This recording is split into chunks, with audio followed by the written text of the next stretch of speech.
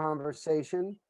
Um, I want to welcome to class Dr. Adam Fuller, who is now well, we are now in the same department, but we teach in different programs or tracks or whatever we're calling it. Dr. Fuller, what's that? Units. Units. Dr. Fuller is in the Political Science and International Relations unit. He teaches a course on Israeli politics, and his most recent book of two is a book on neoconservatism and Israel. That is to say, an American political movement and its focus on Israel. And the neoconservative movement is marked, and I think I can say this without exaggeration, by a disproportionate investment or a very prominent investment in the politics of Israel and the relationship of the United States and Israel, right? It is a central organizing framework for neocon politics. Dr. Fuller is going to talk to us today about what I've been calling Israelism, and that really does identify a small part of this, but the relationship of American Jews to the state of Israel, how American Jews perceive the state of Israel, the role it plays in their lives. Dr. Fuller is going to speak for about 10 minutes or so, however much he'd like, and then we'll have a discussion following it. I'm excited for Dr. Fuller to be here because he and I have an ongoing conversation about these and other political topics. So it's nice to sort of once in a while share this discussion with a broader audience of students. Okay, so the term Israelism is actually fairly new to me. I first heard it from Dr. Lebens, but I'm not surprised that such a term exists. So supposedly Israelism is defined really as, how do Jews outside of Israel perceive Israel? Like, what are the perspectives on Israel, Israel's purpose, why Israel matters to all international Jewry? I don't think that Israelism is a term that applies to Israeli Jews, right? How they perceive their own nationalism is a different question from how the diasporic Jews understand Israel. And so there are many different ways that Israel is perceived, particularly by American Jews. Some of them are religious and some of them are entirely secular. The religious explanation, the religious way in which Israel is brought into the Jewish ethos is that many Jews, Orthodox Jews in particular, not all Orthodox Jews, like there are anti-Zionist Orthodox as well, actually quite a lot of them, but Orthodox Jews who are Zionists understand Israel as being God's gift to the Jewish people, like Israel, all of Israel, including Judea and Samaria, which is now referred to as the West Bank. It's all given by God, and it's up to Jews to secure and safeguard what God has given us. So that's one way that it's brought in religiously. From a non-religious standpoint, Israel is understood as being necessary in a world of anti-Semitism because of it was really the Holocaust that was the straw that broke the camel's back. And there was always talk about forming a Jewish nation state even before the Shoah, but especially after the Shoah, this taught a lot of Jews in the world that there's no country out there that's going to better secure and safeguard the rights and safety of the Jewish people than our own state. So we need our own state in order to do that. So for the sake of fighting against our oppressors in a world of anti-Semitism, the Jewish state is absolutely necessary. So that's another way that it's looked upon. And those that view it from the religious angle may or may not agree with that. Like sometimes there's overlap between the two and sometimes there isn't. A third perspective, which kind of in a way conjoins the first two, but one need not necessarily come at it from a religious standpoint, is the view that the ideology that says that all Jews in the world share a common destiny with one another, and that common destiny is somehow rooted in the state of Israel, right? So that is key. Another factor, another way of looking at it is that just simply that the Jewish people are a nation that has never really fit into uh, the nationalism or cultures of any other country of the world for many different reasons. And this just tells us that Jewish nationalism is necessary. We are a nation, we are a distinct nation, therefore there should be a Jewish nation state. So that's a fourth perspective. A fifth perspective, which goes more to the neoconservative way of looking at it, which is also entirely secular, but one need not necessarily be a neoconservative to have this view, is that Israel is a state that really has maximized or is in the process of maximizing modernization. Like Israel has done really great things technologically. It's a very innovative, pioneering state. Look at the great things that the Jewish people have managed to do there in Israel. So that is kind of a sense of pride that in a way it's also understood as being, even though Israel really began as a labor socialist state, it's kind of a testament to many on the conservative side of the political spectrum anyway, of the great advances that capitalism is able to bring us. So there's a pride in what the Jews have done there. And going along with that, but not necessarily the same perspective, but a sort of a parallel view, is the view that Israel is a beacon of liberalism, democracy, and human rights. Now, those of you people that regard Israel as the antithesis of all that, right, don't think that it's a state that has, a very good track record on human rights, would disagree with this, but this is a perspective that many, many Jews in the diaspora believe, that Israel is indeed a very humanitarian state, and it's a thriving humanitarian state, a thriving liberal democracy in a region that really doesn't have this anywhere else, right? That it's really one country where women's rights are elevated, gay rights are elevated. It's a beacon of humanitarianism in a way that other countries aren't. So this also is a source of pride for a lot of Jews. Also, this is simply, I think, more from an American angle, and this also ties into the neoconservative perspective, is that Israel is a vital ally for the West in the Middle East. Because of its modernization, because of its capitalism, because of its similar liberal democratic views, appreciation for human rights and things like that, and making it a very important ally to the West, right? They point to things like, wait a minute, look at Israel helped us just this last week. Actually, it was in August, but it came out in the news this week, that at the behest of the American government, Israel killed the second in command of Al-Qaeda for us, right? I mean, Israel does things, shares information with us. They're vital there in the Middle East as an American ally. And then there is such a thing, I'll kind of conclude with, of a perspective on Israel and on Israelism that doesn't really apply to the Jewish people, but to non-Jews. Like there's a Gentile Israelism as well. It's Christian Zionism.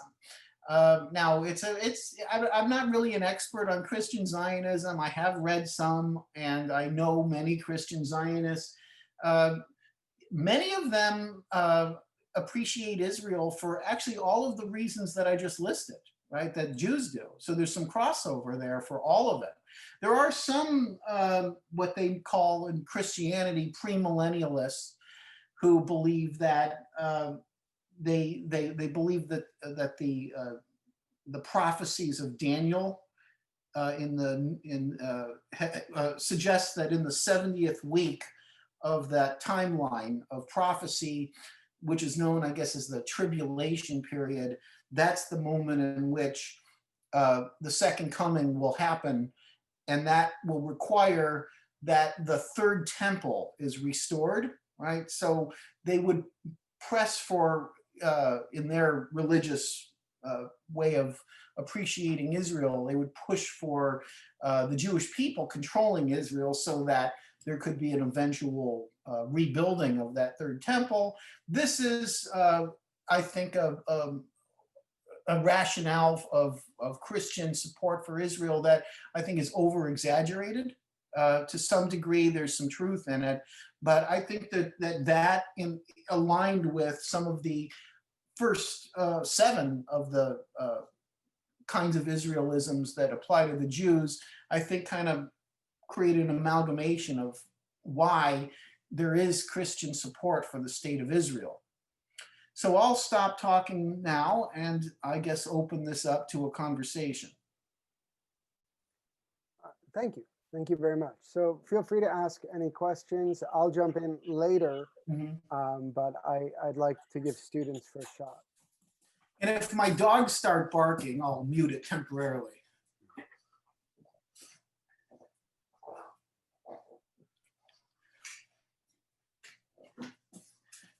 Did that provide a fairly decent overview? Your screen, oh, and I'll give another.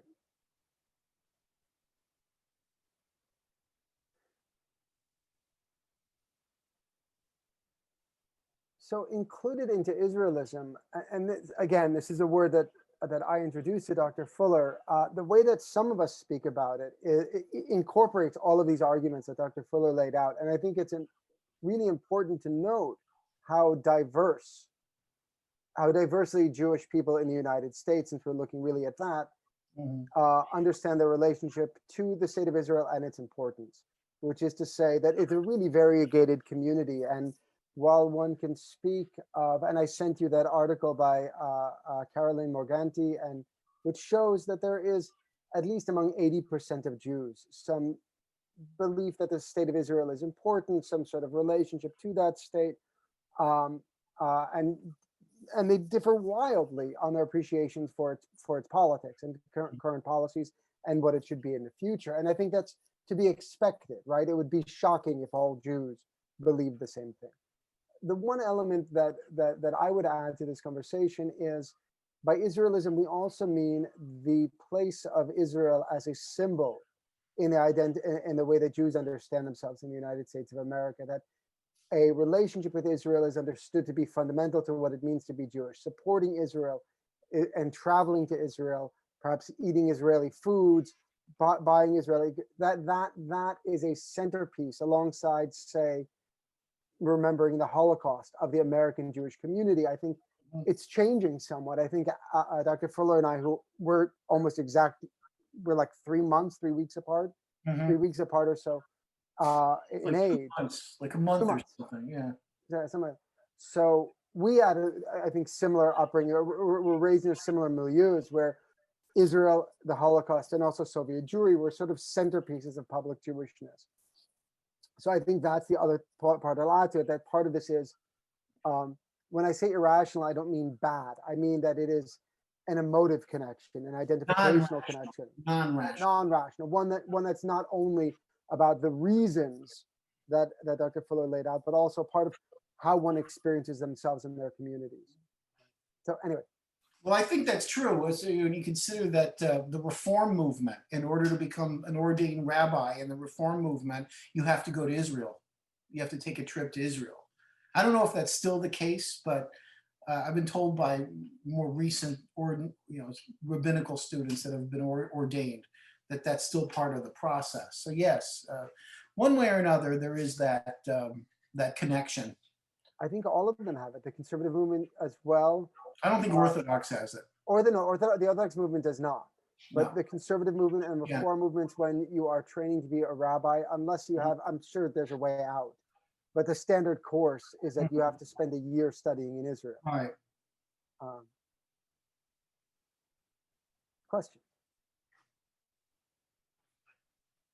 I mean, I'll ask Dr. Fuller a question. What does it mean then to live in the United States, not for you? I mean, you can speak from your personal perspective if you want, but what does it mean to live as a Jew in the United States and believe that they have a special relationship with a foreign state, and a relationship that can be holy in a way that our relationship to the United States is not, right? Or which can be national in a way that in a different way than our relationship to the United States may be, right? I'm an American, but I don't feel that I belong to an American nation that functions in the same way as a Jewish nation or the French nation. I think American is different, right? And so what does it, how does that shape the experiences of Jews, and does it make them different from their non-Jewish neighbors? It is very unusual. You don't see this with too many others. Like maybe you have Irish people that have some kind of a connection with Ireland, but not nearly to the same kind of degree that we see with Jews. I think the primary difference is that with other immigrant populations, like they fled something, right, to America, they may have some kind of feeling of connection to their home country, but it's not this sort of burning passion that you find among Jews for Israel. For Jews, it's different because we did not flee from Israel, right? We came to America as one option, right? Israel just kind of came up later as something that could have been an alternative for us, and we still feel that deep connection. I think also the biggest concern, I think there's two big concerns that we find among Jews about Israel. So I'll kind of flip to the anti-Israelism that we see among Jews, so we could better understand Israelism itself. One of them, I think I've already kind of mentioned. It's that criticism of Israel's behavior vis-a-vis Palestinians and other populations in the neighboring countries. The other concern, which I think is very often left out of this conversation, is the sense that Israel may or may not represent world Jewry. It's an interesting question. Do Jews get represented by Israel? And if so, what made Israel our representative in the world? This is something that really came up as kind of a strong difference of opinion between the Jewish state and American Jews in the 1960s when Eichmann was put on trial there in Israel. Like, why Israel, right? He committed a crime against Jews. Why is it Israel that's putting him on trial, right? So people kind of question that. Does Israel speak for the Jewish people? That kind of has become a big question.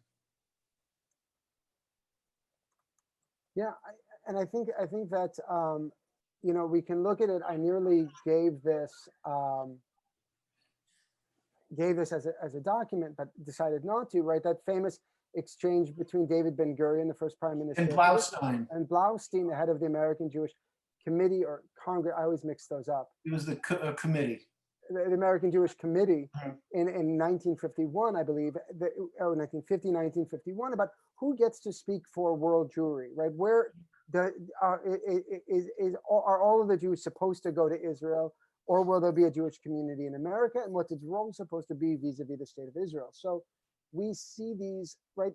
We looked at documents, just Dr. Phil, they looked at documents, one, the Pittsburgh Platform of the late 19th century, which declared essentially that the longing for Zion is over, where Jewishness is a religion, and we are fully American. But then the letter by or the essay by Louis Brandeis, who said, no, in order to be a good American, you have to be a good Zionist and embrace Jewish nationalism. It doesn't mean we're going to move them. Right. That wasn't an argument at all. But right, so it's interesting that these can be theoretical debates until 1948, when there's a state, and you have to have an opinion about the state. And I think one powerful thing about the concept of Israelism is that it removes us from speculative debates about Zionism, right? That is to say, Zionism fulfilled its goal in some ways, right? But Zionism was a very polyphonic, a very diverse set of attitudes, beliefs, and programs, and then finally it gets instantiated in a single state, right? And there is debates within the state about what policy should be. But in some ways, a major political arc and cultural arc has ended. And Israelism gives us space to say, we're not talking about any conception of if Jews are a nation, what that might look like. We're actually talking about a relationship to a specific state. I think I think that's a fundamental difference between Jews living today and Jews living 100 years ago. I think that's right. Yeah. Right? Which is, I think, a powerful thing in that term, because I think Zionism and Zionist get thrown around a lot, either in praise or in uh, pejoratively, in ways that aren't as rigorous as one might hope. Let's open this up to students. Yeah. I usually wait 10 seconds and then. I have a question, if I may. Yeah.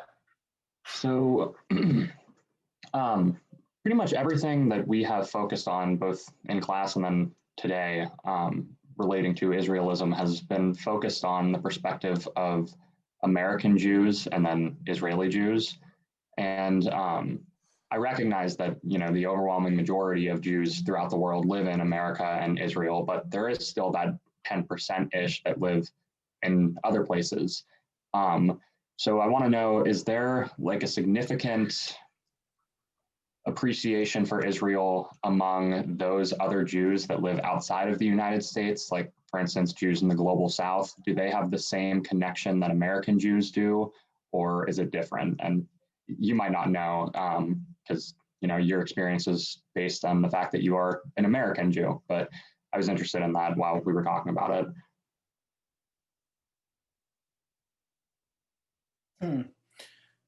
Well, I think the Canadian Jewish population is probably similar to the American.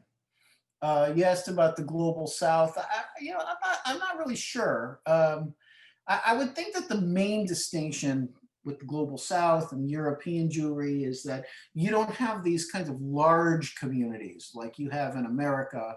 And as a result of that, you don't have Israelism being promoted on a community scale in the same sense. It's really hard to say. Like, I lived in Eastern Europe for a while.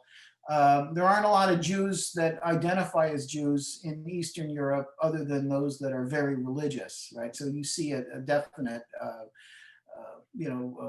pointing to Israel in that community for some of the reasons that I set up as the first on the list. But I don't think that you find that to the same degree in those communities. I know that British Jewry, has a lot of appreciation for the George Eliot book that was probably the first book ever to promote Zionism long before even Theodore Herzl did. So there's a lot of discussion in Jewish communities in Britain about that piece of literature as kind of a forerunner to what they were doing. George Eliot herself was not even Jewish. So it's really difficult for me to answer your question. Dr. Lebenz, like, how would you pick up on this? I mean, I think that in that case, we have to unflatten the diaspora, right? So, Yeah. and I think Dr. Fuller is right to break this down into areas. I find anecdotally and from my observations at British and Canadian Jewry, the establishment organizations, the mainstream, tend to be farther to the right, far more comfortable with, they're not far right for the most part, but are comfortable with a strongly center right or conservative leaning approach to nationalism and the state of Israel. Much of the kerfuffle, which is still unfolding around Jeremy Corbyn, who had been the head of the Labour Party in Britain, had to do with anti-Semitism, which I believe was real within the Labour Party as it is within British society at large. But a lot of it focused around how one can and may not speak about the state of Israel, or can and should not speak about the state of Israel. And that discussion was one of the chief arbiters of this discussion was the Board of Deputies, right? The main institutional arm of the Jewish community. At the same time, just as you'll find in the United States of America, there is a smaller community, a smaller, very vocal community of Jews who take anything from a non-Zionist or left Zionist to anti-Zionist, anti-nationalist, communistic perspective as Jews, right? So I see them as similar to us, but perhaps more, at least in Britain, I think the politics is marked by greater extremes.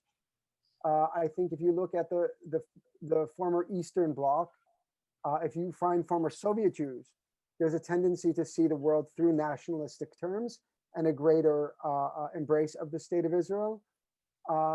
What's lacking abroad, and I think this is a fundamental difference, is this now generations long idea that America and the state of Israel have a special relationship, a special mission, and this develops through the latter half of the Cold War.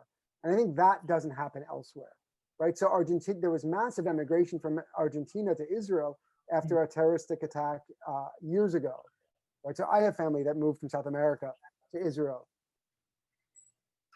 And so anti-Semitism offers an opportunity to draw lessons, and some people have drawn an embrace of the state of Israel and Zionism as a lesson.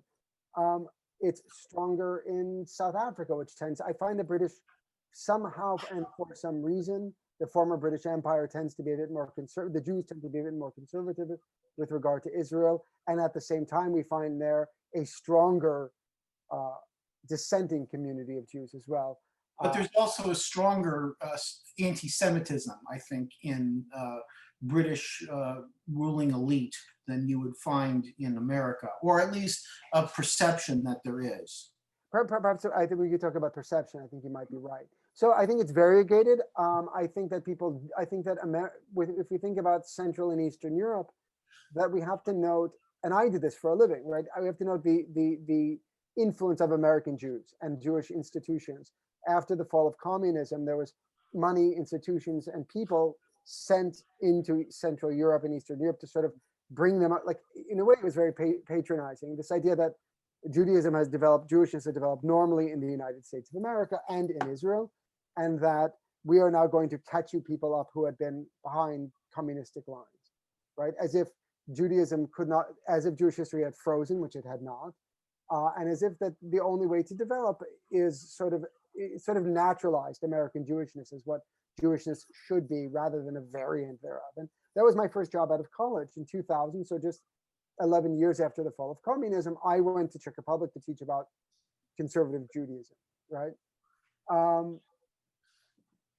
So there has been an effect, but I think that the answer is, I think we need to pay attention to local conditions, right? What does it mean recently, and only since the past, maybe 2010, that we see an alignment between the Israeli right, the Polish right, and the Hungarian right. And that plays out within Jewish communities as well.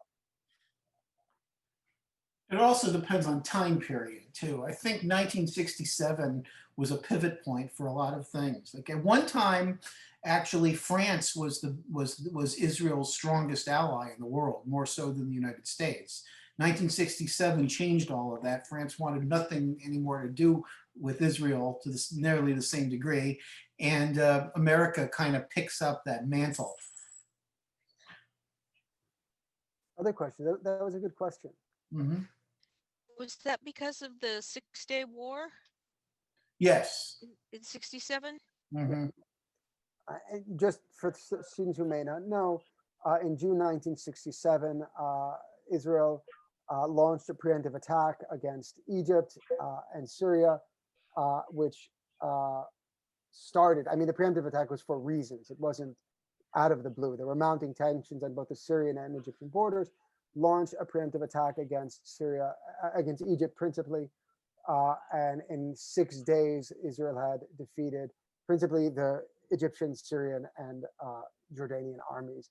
And in doing so, it expanded its territories right into the territories that Dr. Fuller referred to as Judea and Samaria, what is more generally referred to outside of Jewish circles as the West Bank of the Jordan River, right? The occupied territories, including East Jerusalem and the Golan Heights. And for some time, the entire Sinai Peninsula, which Israel gave back to Egypt in its peace accords, right? And I grew up on music sort of mourning the loss of Jewish settlements in the Sinai. Principally Ya'amit, which was the largest Jewish settlement in Sinai.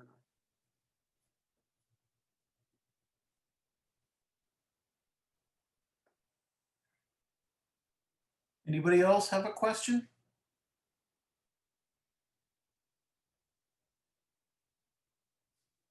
I mean, for me, well, I'll keep waiting. I don't want to cut off students, but I was just going to chime in real quick because I thought it was really interesting in one of the articles we read I think it was the second one that said something along the lines of, if you're an American Jew, then support of Israel, of like that separate community and connection to, I think it said a noble past, was an integral part of being an American Jew. Like it almost sounded as if it wasn't enough to just be Jewish, but to be an American Jew, to combine those two things meant supporting this idea. Do you think there's still like remnants of that? Do you think a lot of people still think that way? Or do you think sentiments have reflected more back to that kind of first article where it's more of a thought of a separate religious community? Oh, I think there's definitely still remnants of that. It's declining. I don't think that the declining is even pointed to the I didn't read that article. What was the first article? I don't remember, Dr. Lebens, I don't remember the name of it offhand. Wait, which article was it? The one for this week? It was the one for the past week. Yeah. The one about Europe? No, the one there was the Pittsburgh one and then the Zionism. Oh, that was Louis Brandeis. Yeah, Louis Brandeis is a Zionism letter on American Zionism. Right. I just can't remember the name of it. No, that's fine. Well, I think that there's still not just remnants. I think Israel is still extremely important to the self-identification of Jews in America as Jews. I mean, surveys show this. Like number one on the list is the Holocaust, right? They identify with the Holocaust, and then Israel. And then you got to go way down on the list to even find something religious as the tie that binds the Jewish people together, like Torah or something like that. So yes, it's still very prominent. I would say that it's lessening, and there is a lot of concern about that among Jewish communal leaders. I mean, there's conferences that are held on this big problem. What are we going to do about the millennials and Generation Z that are losing their attachment to the state of Israel? I mean, this is something that is being talked about with great worry by baby boomers and some in my generation. What's going to happen, right? Are we losing that? And new organizations for youth movements are springing up to try to restore that kind of love of the state of Israel that older generations felt. And there's worry that there's not going to be a way out of it. But yes, I still think that it's still there. If you were to ask, most American Jews how they feel about the state of Israel or how they identify themselves as Jews, the state of Israel would come into that discussion. I would agree. I mean, I just pulled up the figures. 87% of American Jews in the Pew survey in 2013 said that caring about Israel was either essential or important to being Jewish. Mm-hmm. Now, of course, I would agree that I'm an anti-nationalist in general. I would be included in these 87, right? Because I do very much care about Israel, right? For me, it is not necessarily about supporting the structures of Israel, right? So this data needs interpretation, what was it? It was 97%, so a full 10% more said caring about remembering the Holocaust, right? That's a big deal. The Holocaust was high. It's higher, yeah. Yeah, and so too was living an ethical or moral life, or seeking some general term, Tikkun Olam or something like being that. a good person. Yeah. But I think here's one difference. When in 1990, 1991, when Dr. Fuller and I were both starting high school, they came up with statistics that said 52% of American Jews were marrying non-Jews. And the institutional Jewish world grew very concerned that we would assimilate ourselves out of being, right? And this is sort of a constant thing. You can go back and find in almost every generation, this is the last generation where there will be no more Jews if you don't fix problem X. And surprise, it's fine. But when we were 14 and 13 and 14 and 15, the worry was intermarriage. And the solution eventually was send them on a trip to Israel on birthright. Mm-hmm. And the statistics show that if you go on a trip to Israel, then you will more likely marry endogenously, marry another Jew. And it actually had an effect on the target population. not as large as they would have wanted. What it means to be Jewish is completely put on the back burner. But they got the marriages they wanted to some statistically significant effect. Now intermarriage rates are now, I think 78% or 72% among, I think it's 78% among all Jews and 58% among, if you take, how does it work? I'll get the statistics for you later. It's in the mid 70s, unless you factor out the Orthodox. It's 58%, I think. And if you factor out Orthodox Jews, it goes up to 72% or something like that, right? So it's, most Jews who are not Orthodox are married to non-Jews, right? I'm one of them, right? Now that is, when I listen to the establishment communities, there's less concern about that. They've shifted to how do we deal with and accept and make room for and cater to intermarried families. And the big concern, as Dr. Fuller pointed out, is the young generation, who cares whom they're dating? They don't love Israel, right? They're critical of Israel. And I think that's a major generational shift.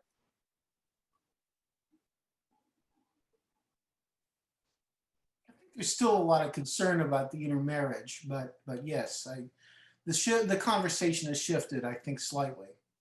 And particularly in places like Youngstown, right, where there are so few Jews, that it's very difficult to worry that someone find a Jewish partner, right? It just becomes difficult, right? I have a question. Earlier you mentioned that God gave the land to the Jews, and then later on you mentioned that something religious was way down on the list, tying Jews to Israel. But if God gave them the land, if that's the belief, wouldn't that be a religious tie to the state of Israel? What was this? What would be a religious tie to the state of Israel? The notion that God gave the Jews the land. Right, that is a religious tie, but the vastly overwhelming percentage of Jews don't believe that. Ah, okay. Here we're talking only about Orthodox Jews. Okay. Yeah, and maybe some conservative Jews might believe that too. Yeah. If that's the case, then why is it so important? Why is the state of Israel so important to Jews? Well, for the other reasons that we listed, that it's seen as the place where Jews have a nation state, right? You got to remember also that Israel was not founded by religious Jews. It was founded pretty much by atheists, right? Who felt like we have this historical, traditional attachment to this land. It doesn't matter whether a God gave it to us or not. All that matters is that we have this heritage rooted in this land. And I think most or a lot of Jews feel that way, right? Even today. That's a common perception. But whether or not it's attributed to a deity, giving it to the Jews as the promised land, that's something that is more, you find that more among a small percentage of Jews who happen to be very religious. And even that perspective is held by anti-Zionists, right, among the Hasidic community that do agree that God gave the land to the Jews. And that's one of the reasons why they're not supporting Israel now, is because there's been no evidence that God gave Israel back to the Jewish people after the exile, right? So there are debates over this even within Orthodox circles.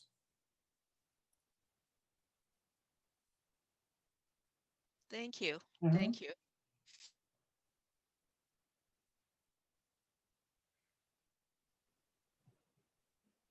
I don't want to monopolize time, but if nobody else has a question, I can ask another. Go ahead. So you mentioned that one of the reasons why some people are Israelists, I guess would be the term, is that, Israel is a state of that has maximized modernization, and you bring up the notion that Israel is, for some, a beacon of liberal democracy and of human rights, and you identify the controversy there and talk about how, for some, Israel is a beacon of human rights, but for others, it's the antithesis of a beacon for human rights because of the relationship between the Israeli state and Palestinians. Could you go deeper into that controversy? Well, in as much as American Jews have this deep appreciation for Israel, it doesn't necessarily mean that they support every decision made by the Israeli government. It doesn't mean they always support the government of Israel and all of the policies that they enact. There are people that are, known as liberal Zionists. They're staunch Zionists, but they're also deeply critical of the Jewish state. But you also have a kind of, I would say, and Dr. Lebenz could I think, fill in a little bit more on this than I can provide as far as numbers go. But I think there's an increasing number of anti-Zionists that are blooming largely because of this criticism of the state, and I think the movement away from a two-state solution to the idea of a one-state solution becoming more popular kind of creates a larger pool of people that support that perspective. Most Jews still support something like a two-state solution because it is the only thing that could safeguard a Jewish state. But there are more and more people that are saying that, wait a minute, there's no need for a Jewish state. We don't need a Jewish state. We just need to have rights of all citizens of the world being upheld. And if a Jewish state is the obstacle to the rights of Palestinians, then the Jewish state should not exist. And therefore we should have one state, a multinational state or a binational state of Jews and Palestinians who enjoy some kind of common state formed by either some kind of confederation or some sort of system of power sharing or whatever it might be. There are some that push for that kind of model instead and say, wait a minute, what's more important is than Jewish nationalism is equality and the rights of everybody in the world being maximized. And who cares if Israel is able to promote the rights of women in their country if it's only Jewish women whose rights are being promoted? Or who cares if they can promote the rights of gays if it's only Jewish gays whose rights are being promoted? What about all of these other populations over here? So you get into that kind of difference of opinion on this that I think is splitting the Jewish perspective on Israel more and more as the two-state solution seems to become less and less viable every day. Right. Dr. Lebenz, you want to pick up on this? I think that's key. And that was something in the Caroline Morganti article as well, that, a lot of the surveying within the Jewish community still presupposes that the two-state solution is viable, is a possible future. And for people, and I include myself in this group who, and I'm talking not politically, I'm just talking analytically, don't believe a two-state solution is feasible. I'm not talking about desirable, I'm talking about feasible.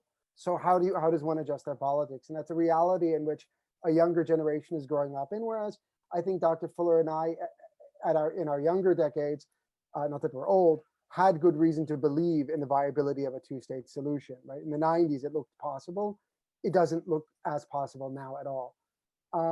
And Dr. Lebenz and I agree on this point. Right. Yeah, it's one thing we agree on is the increasing unfeasibility of a two-state solution. We disagree as to why, but yeah. And I can't talk about numbers. One thing, and I think that the Morganti article pointed in some direction. The question is also, there are a lot of people who don't have opinions. There are a lot of American Jews who don't know, don't care. They're Jewish, whatever. And so what you end up seeing in the media, what you end up seeing in Jewish communities are people who get together to talk because they care. And the people who don't care aren't at those meetings, right? That's sort of obvious. I will say that a shift that I've seen, and I want to end this in this sentence so that Dr. Fuller has a chance to have a last statement, is that earlier activism around Israel still mirrored the Israelism of the mainstream Jewish community, simply inverted it, right? Israel becomes from savior to demon, right? And you still have a Jewishness centered around now a rejection of Israel. What I'm seeing differently is where in a younger generation is where criticism of Israel remains central to these Jewish platforms, and alliance with Palestinians certainly remains a central focus of activism. That there's an attempt to construct a Jewishness that is just simply not based on Israel, where Israel really isn't a plank of the identity as it was for people of my generation. And that's a major shift generationally, I think. Mm-hmm. I agree. See, we often agree. See, like Jews typically are, Dr. Lebenz and I will argue for like an hour, and then when that hour is over, we'll find something to agree on, and then that will be the end of it. Then you can break for bagels and schnapps. Any other last quick questions? All right, so then I want to thank Dr. Fuller for his time today and invite him back and everyone else. Remind you that on Friday, we're meeting with another professor from OISU. To this, I've invited people from outside of from the broader community. Dr. Sariel Birnbaum, who teaches Hebrew at YSU, and he'll be talking about that foundational thing that Dr. Fuller mentioned. The Jewish state was founded by secular Jews, many of whom were atheists, on land promised to Jews by God, or at least in the Bible, right? So what does it mean to be a Jew in this space? Dr. Sariel Birnbaum is Israeli and a scholar of Middle Eastern studies. All right, thank you, everybody. I will see you Friday. Take care.